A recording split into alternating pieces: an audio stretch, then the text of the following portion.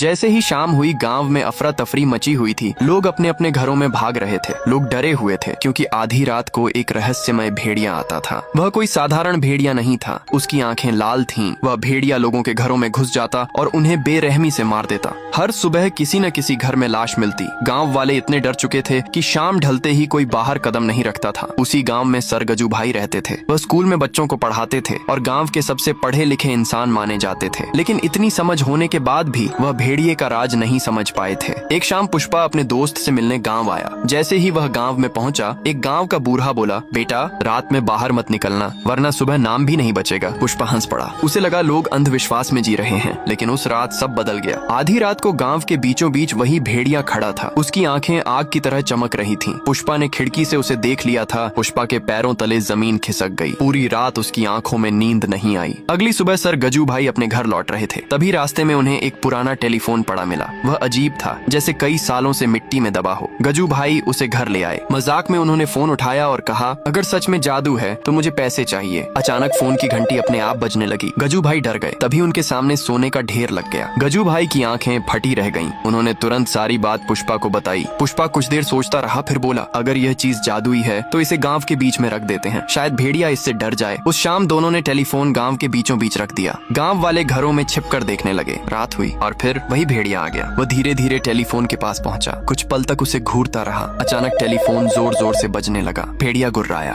और जैसे ही उसने टेलीफोन को छुआ, वह अचानक गायब हो गया। पूरा गांव खुशी से चिल्ला उठा। गांव भेड़िए से मुक्त हो चुका था।